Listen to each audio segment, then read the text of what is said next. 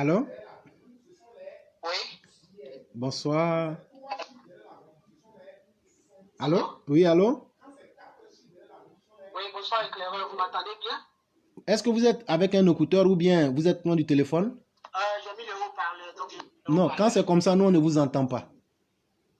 D'accord, vous m'entendez bien maintenant? Oui, oui, on vous entend maintenant. D'accord, Comment, merci. comment allez-vous? Oui, je vais bien, je vais bien. Dieu merci. Donc, vous avez la parole. Ouais, Oui. d'accord. Mhm. Je tiens à saluer d'abord toute la classe. Mhm. Je salue les Chao et les Mbao. Mhm. C'est la première fois que je prends la parole. Effectivement. J'ai tenu à prendre la parole aujourd'hui parce que vous avez parlé des pesticides Mhm. et c'est un sujet vraiment qui me tient à cœur. Ok. Donc, j'ai essayé de faire un petit résumé sur les pesticides, Mhm. expliquer un peu ce qu'on appelle les pesticides et comment fonctionnent les pesticides Merci beaucoup. et quels sont les avantages et les inconvénients de ces pesticides. Surtout ce que j'allais vous demander, nous on n'est pas là à l'école. Ouais. Expliquez-nous dans français terre à terre pour que nos parents au village comprennent. D'accord. Voilà. Merci beaucoup. D'accord. Oui. Je ferai l'effort. Ok. J'espère que vous allez me comprendre. Effectivement. D'accord. Ok. Bon, d'abord, il faut noter que lorsqu'on parle de pesticides, le thème, c'est un produit phytosanitaire ou un produit phytopharmaceutique. Donc, c'est une substance ou un mélange de substances de nature chimique ou biologique utilisé en agriculture, en horticulture, en sylviculture pour protéger les plantes qui sont cultivées et les produits agricoles stockés contre les bioagresseurs. En résumé, on utilise les pesticides. Les pesticides, c'est une substance qui protège les fleurs, les plantes et aussi la forêt. Ça, c'est le résumé que je peux apporter. Donc, les bioagresseurs sont généralement les ravageurs, les animaux, et les parasites des plantes et les adventices. Donc, ces pesticides aussi sont utilisés pour optimiser les cultures en favorisant la croissance des plantes cultivées et en traitant leur environnement. Quelle est l'efficacité de ces pesticides? L'efficacité d'un pesticide dépend de ça ou de ses substances actives, c'est-à-dire le pesticide a une substance active. C'est cette substance active qui sera appliquée sur le végétal et une fois qu'il va subsister, s'il reste à long terme dans la plante, les traces qui seront dans les plantes sont appelées des résidus. Quelle est la classification de ces pesticides? On peut les classer en 3 groupes, c'est-à-dire les insecticides qui sont utilisés pour tuer les insectes et les animaux. Et parmi ces insecticides, il y a des organophosphorés qui sont riches en acide phosphorique, des organocolorés qu'on appelle généralement les DDT, les carbamates, ainsi de suite. Bon, ça, c'est des termes chimiques. Je laisse tomber ça.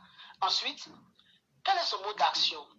Les insecticides. L'insecticide, lui, il est utilisé pour tuer les insectes en affectant leur cerveau et leur système nerveux. Donc, il agit au niveau du système nerveux, l'insecticide, sur les insectes et les animaux. Le deuxième type, c'est les herbicides. Les herbicides sont des préparations qui ont la propriété de tuer les végétaux et ils sont employés pour lutter contre les adventices et les mauvaises herbes. Leur mode d'action est fondé sur la perturbation de la photosynthèse, sur l'inhibition de la synthèse des lipides, des acides aminés, sur la perturbation de la régulation de l'auxine.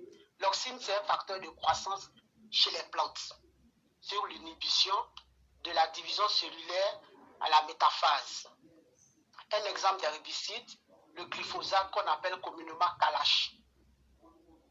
Et le troisième type, les fongicides, qui sont des produits phyto destinés à limiter le développement des champignons, des parasites, des végétaux. Et on distingue à ce niveau des fongicides préventifs et curatifs. Alors, pourquoi on utilise les pesticides? Il faut noter qu'une étude de l'Organisation des Nations Unies pour l'alimentation et l'agriculture indiqua que la production mondiale des nourritures devait être doublée au début des années 2000. Si on veut satisfaire à la population mondiale croissant, surtout dans les pays en voie de développement. Donc dans les années 60, il a été admis que le monde entier a perdu 30 à 35% de la récolte potentielle à cause des fléaux néfastes tels que le réchauffement climatique. Si on veut nourrir toute la population mondiale, escomptée en 2050, la productivité agricole devra augmenter d'au moins 60% d'ici là et devrait même doubler si on en croit une étude de chercheurs qui ont étudié les récoltes sur le plan mondial. Et cette amélioration globale de l'alimentation mondiale a été rendue possible essentiellement grâce aux progrès techniques et scientifiques, notamment l'utilisation des pesticides. Et la production mondiale des pesticides double tous les 10 ans, de 45 à 85. Les produits phytosanitaires ont constitué un énorme progrès dans la maîtrise des ressources alimentaires et dans l'amélioration de la santé publique. L'augmentation des rendements des terres agricoles a permis de limiter la déforestation. Là, il faut préciser cela. Les experts estiment que leur utilisation en 50 ans a permis de préserver 50% des forêts actuelles et d'éradiquer ou limiter la propagation d'un grand nombre de maladies parasitaires très meurtrières chez les plantes. Cependant, l'action des pesticides sur l'homme peut engendrer un réel danger sur la santé du consommateur. L'exposition aux pesticides pourrait être un danger pour la population. Les insecticides peuvent être dommageables sur la santé à cause de la toxicité, notamment chronique, en cas de persistance ou d'accumulation dans les tissus organiques. Au niveau des voies d'exposition aux pesticides, on distingue la consommation d'eau ou d'aliments contenant des résidus de pesticides.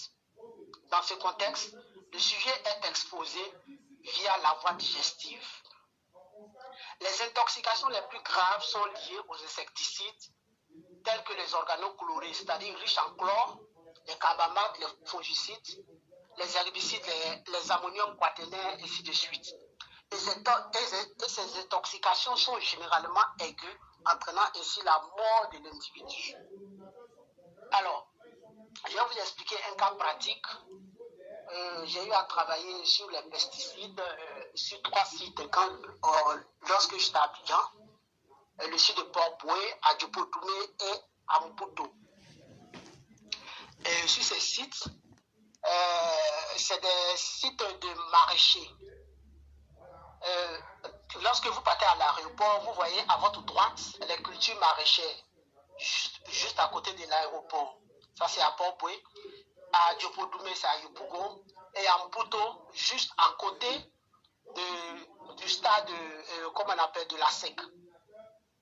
Donc, lorsque j'ai eu à travailler sur ces 3 sites, les résultats que j'ai obtenus ont montré que les maraîchers utilisent plusieurs familles de pesticides, notamment les insecticides et les fongicides.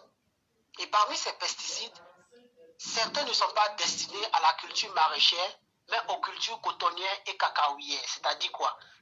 Les pesticides qui sont destinés aux cultures maraîchères, ces pesticides ne sont pas utilisés généralement par ces maraîchers. Ils utilisent les pesticides qui sont destinés aux cultures cotonnières et cacaoyères. Vous voyez? Cette situation sera favorisée par le niveau élevé d'analphabétisme et le manque de formation des utilisateurs à l'exploitation et à la manipulation des produits phytosanitaires. Les exploitants ignorent les dangers et les risques liés à l'utilisation des pesticides non homologués sur la santé humaine. Et plus de 80% des maraîchers travaillent sans équipement de protection nécessaire. c'est-à-dire ils ne portent pas de gants, de bottes et de combinaisons qui sont destinés à l'épandage au niveau des pesticides. Et lorsqu'on effectue le dosage des échantillons de laitue prélevés sur le site, les résultats ont révélé que plus de 80% des échantillons contiennent des quantités de résidus de pesticides au-delà des normes qui sont recommandées. Ainsi, après l'épandage, ils sentent des démangeaisons sur la peau et parfois des cas d'intoxication et de maladies liées à ces pesticides. La prévention des risques sanitaires repose sur une bonne connaissance des produits, de leur impact sur la santé, des contraintes d'application et des conditions de travail des agriculteurs. Les recommandations pour mieux protéger les consommateurs et l'exploitant, il faudra sensibiliser les agriculteurs au respect strict des normes pour garantir la santé des consommateurs. Sensibiliser les agriculteurs au port des tenues de protection pour leur bien-être. Sensibiliser les agriculteurs pour l'utilisation des pesticides et leur expliquer les dangers qu'ils provoquent par des organismes concernés tels que l'ANADER. Limiter les risques de bioagression, le contrôle culturel ou l'organisation spatiale des cultures permettant de limiter le développement des bioagresseurs de manière préventive ou curative. Utiliser les produits phytosanitaires à bon escient pour éviter que les traitements chimiques soient systémiques. Il faut d'abord localiser et quantifier le risque. Et cela nécessite une connaissance approfondie des agresseurs et symptômes ainsi que des moyens d'observation et de quantification. Donc, il est plus urgent que les autorités dynamisent les structures publiques d'encadrement telles que d'encadrement technique tout en sollicitant l'expertise en la matière, la recherche de solutions alternatives aux pesticides chimiques, notamment l'utilisation des biopesticides et d'ennemis naturels indigènes devraient être encouragés. Alors, c'est ce que je voulais apporter comme additif au niveau des pesticides. Merci. Tu as fini comme ça, hein? Ouais, j'ai fini. Ton français, là, gros. C'est nous faut pas comprendre français comme ça. Donc, j'essaie de raccourcir, j'essaie de faire un petit résumé. Non, mais c'est tellement bien fait. Et si vous voyez ce que je veux dire, prenez les commentaires et regardez-les. Vous avez été plus qu'édifiant et épatant. Parce qu'au-delà de la politique, il faut qu'on sauve nos planteurs. Il faut qu'on sauve notre faune et notre flore. C'est très important. Et c'est ce que vous êtes en train de dire. Et surtout, le comment de ces produits-là, de la même manière que les médicaments peuvent être nocifs pour le corps, l'organisme vivant, de la même manière, on peut tuer aussi la terre. Et il y a certaines personnes qui m'ont demandé, c'est quoi la sylviculture? C'est l'exploitation rationnelle des arbres forestiers, ce qui comprend leur entretien et le reboisement et autre chose. Et il y a d'autres qui ont demandé aussi, c'est quoi l'horticulture? C'est la branche de l'agriculture comprenant la culture des légumes, des fleurs, des arbres et des arbustes fruitiers et d'ornements. Voilà. Et c'est pourquoi je t'avais demandé d'aller doucement avec nous, parce que nous, on était assis par terre et on était en train de copier. Mais, cher frère, ce que j'aimerais te dire... Bon, je me suis dit que j'allais prendre trop de temps, donc je ne voulais pas prendre trop de temps, c'est pour ça que Non, mais ce que tu as déjà fait, même peut-être qu'un jour, tu auras même le loisir de venir encore nous enseigner, parce que c'est la classe, hein. L'éclaireur ne connaît pas beaucoup de choses. Et moi, quand je trouve, c'est ce que j'ai dit hier, là, quand je trouve quelqu'un avec qui je peux apprendre, là, je ne bronche même pas. Moi, je peux rester là des heures à vous écouter. Et ce que j'allais vous poser comme question est de savoir, parce que chez nous en Afrique, nous, tu as beau nous enseigner là, tant que c'est pas rentré, puis on dit, on n'a rien compris. Français que tu as dit là, nous, ça nous impressionne.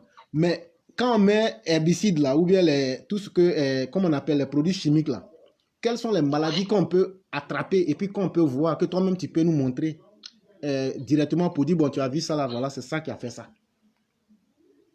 Bon, généralement, en fait, il y a un souci d'abord au niveau des plantes. Les cultivateurs, leur problème, c'est quoi? Le gros problème, ils utilisent les pesticides par, comme on le dit, entre griffes, par les ondits. Il y a quelqu'un qui utilise ce pesticide aujourd'hui, il est efficace pour sa plante. Donc, il va expliquer ça à son ami, qui va l'utiliser aussi pour sa plante. Mais le gros problème, c'est que tous les pesticides ne sont pas destinés aux mêmes plantes. Il y a des pesticides pour les plantes, pour les arbres, les pesticides pour les cultures maraîchères, c'est-à-dire les cultures qu'on consomme. Donc, si vous consommez, comme on appelle des cultures, il y a des pesticides qui sont interdits à ces cultures-là. Donc, le gros problème est que lorsque j'ai mené des investigations, puisque j'ai travaillé dessus pendant plus d'1 an avec les maraîchers, le gros problème, c'est qu'il n'y a pas de sensibilisation au niveau des pesticides. Il n'y a pas de sensibilisation. L'ANADER ne joue pas son rôle. Ok. Donc, les cultivateurs, les agriculteurs sont exposés. Et ils achètent les cultures sur les pesticides comme ils veulent, selon les informations qu'ils reçoivent des autres. C'est-à-dire Donc, il n'y a pas de formation. C'est-à-dire que quelqu'un peut utiliser le glyphosate sur, par exemple, des carottes ou de la laitue. La laitue, ça, c'est salade. Et ça, c'est très mortel. Voilà. Parce que le glyphosate, au fait, je vous explique, au niveau du glyphosate, lui, il agit, par exemple, sur, comme on appelle, on appelle ça, nous les, excusez-moi, vous les patrons. On appelle ça la cholestérase. Oui. C'est une enzyme. C'est cette enzyme qui permet à tout le monde de bouger, d'effectuer des mouvements. Il faut qu'on explique ce que c'est qu'une enzyme. C'est un produit chimique, c'est une sécrétion chimique dans l'organisme qui a un but précis. Voilà. Donc la cholinestérase, donc par exemple le glyphosate peut agir sur la cholinestérase. Et lorsqu'il agit sur la cholinestérase, il vous empêche d'effectuer des mouvements. Et là, quand c'est comme ça, on dira que c'est le grand-père d'éclaireur. Voilà. La raideur de l'homme. Et donc, quand c'est comme ça, on va dire que le vieux ou le grand-père d'éclaireur, on va l'accuser de sorcellerie, d'avoir bloqué le dos de Madame Blanc ou bien de quelqu'un. Voilà. Donc, je vous raconte aussi une histoire, une anecdote. Lorsque j'étais au pays, puisque j'ai eu à bosser à l'Institut Pasteur, il y a eu, par exemple, comme on appelle, un juge d'instruction à l'intérieur du pays qui a envoyé une boîte de lait dans laquelle un monsieur a mis une quantité énorme de pesticides pour tuer toute une famille. Justement. Donc, il a envoyé l'échantillon, la boîte de lait, dans laquelle je devais faire des prélèvements et puis analyser pour dire c'est quel type de pesticide. Mais malheureusement, comme la boîte de lait a mis du temps, il y a eu de la moisissure dans la boîte, donc vraiment, on a eu des traces, mais on ne pouvait pas confirmer, étant donné que le dossier est à la justice, il ne fallait pas donner des résultats pour éviter des soucis au fait. Voilà. Donc ça veut dire que au niveau des pesticides, c'est tellement dangereux. Lorsque vous utilisez, il faut faire attention. Vous finissez, vous lavez les mains correctement avant de faire autre chose. Sinon, vous allez tuer toute une famille, surtout le glyphosate. Ok. Et donc, en conclusion, vous nous dites que c'est un peu comme une allumette qu'on allume près du coton. Il faut être très prudent. Et donc, en conclusion, qu'est-ce que maintenant vous allez nous proposer, nous autres qui sommes des planteurs, des agriculteurs qui ne sont pas là à l'école loin, ou même des populations même simples? Qu'est-ce que vous pouvez nous proposer sur la base de vos expériences en termes de changement de mentalité, de méthode et d'action pour pouvoir éviter les conséquences de ces produits-là? La première des choses, avant d'utiliser les pesticides, il faut s'éloigner des enfants. Ok. C'est la première des choses. Parce que généralement, nos parents au village, lorsqu'ils utilisent les pesticides, ils finissent d'utiliser la boîte, ils jettent à côté. L'enfant inconscient, lui, il ne sait pas. Il prend la boîte et il s'amuse avec. Et quand il s'amuse avec, il peut mettre la même boîte dans la bassine ou bien dans la barrique à eau. S'il met ça dans la barrique, que vous ne savez pas, puisque généralement les pesticides ont une odeur. Ils ont fait ça exprès pour qu'on soit alerté. Mais lorsque vous utilisez que l'enfant prend la boîte, mais l'odeur n'est plus dessus. Donc ça fait que lorsqu'il met dans la barrique, il y a un problème. Si vous consommez, ça risque de vous tuer et on dira que c'est les sorciers du village qui vous ont tué. Ou bien les génies. Voilà. Donc lorsque vous voulez utiliser les pesticides, éloignez-vous des familles. Vous allez loin et puis éloignez-vous aussi des étangs d'eau. Ben, généralement, c'est par les rivières, les eaux de ruissellement, c'est à travers ces eaux de ruissellement là qu'on peut être contaminé. Donc on s'éloigne beaucoup de ces endroits-là pour pouvoir, comme on appelle, utiliser les pesticides. Maintenant, quand on veut faire l'épandage, c'est, bon, entre griffes, lorsqu'on veut Répandre. arroser, Oui. pour qu'on puisse comprendre. Donc, lorsqu'on veut faire l'épandage, il faut quand même porter une tenue appropriée. Sinon, après, ça a des effets secondaires sur la peau et sur la voie respiratoire, puisque le chlore a un impact sur les poumons. Donc, si vous ne vous protégez pas, vous pouvez être intoxiqué. Et lorsque vous finissez d'utiliser, lavez-vous régulièrement les mains à de l'eau avant de faire autre chose. Voilà. Okay. C'est ce que je peux dire. Vraiment, merci beaucoup. Et une toute dernière question. Oui. Vous savez, chez nous, là, en Afrique, il y a beaucoup de moustiques. Et presque dans nos familles, on utilise Timor. C'est un exemple que je prends. Comment est-ce qu'on doit utiliser ça? On va essayer d'éduquer nos parents. Est-ce que c'est 30 minutes avant d'aller me coucher? Ou bien comment est-ce qu'on doit utiliser les Timor là? Ça contient quoi? Est-ce que les enfants peuvent l'utiliser? Et quels sont les effets que ça peut avoir sur les enfants comme sur les adultes?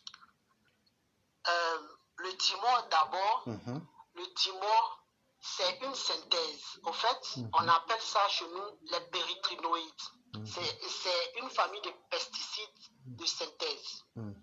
Ils ont fait de telle sorte que ça ne soit pas aussi toxique à l'homme. Dieu merci. Mais sa toxicité se passe au niveau des insectes. Mais il est intéressant, lorsqu'on fait, comme on appelle l'épandage dans la maison, lorsqu'on pompe, il est conseillé que on reste dehors au moins 20 à 30 minutes. Parce que l'odeur, si vous n'êtes pas habitué à l'odeur, vous risquez d'avoir des effets secondaires et n'impact sur la santé. Mais il n'est pas conseillé de pomper et puis rester dans la chambre dormir. Non. Vous aurez des problèmes respiratoires. Ça, c'est clair. Et ça risque même de vous créer des problèmes.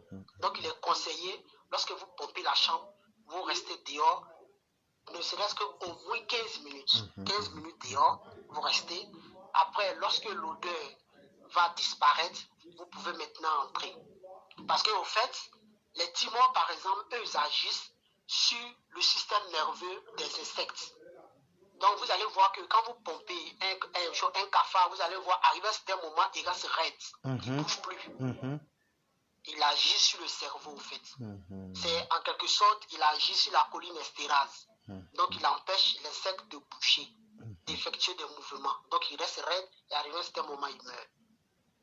Ah, toi, tu es allé dans ton école, là, tu as appris, hein? Non. Non, mais je suis fier de vous et toute la classe. Moi-même, je suis fier de la classe même. Et je ne sais même pas, peut-être que merci sera peu dire, mais vraiment, nous sommes satisfaits. Et cette émission, on va couper cette séquence-là pour que nos parents puissent entendre cela. Parce que dans la zone, les Sénoufos, depuis qu'on a envoyé pesticides, eux, là, ils ont tué tous les trucs, comment on appelle là, les lièvres, les rats et tout. Et donc, moi, j'ai dit...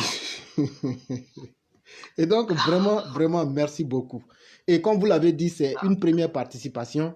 Mais si vous voulez qu'on travaille sur ce sujet davantage, parce que vous semblez maîtriser totalement ça, faites-moi une proposition. On va encore mieux éduquer nos parents. Parce que ce n'est pas la politique. Il faut vivre d'abord avant de faire la politique. C'est quand on est rassasié qu'on fait politique.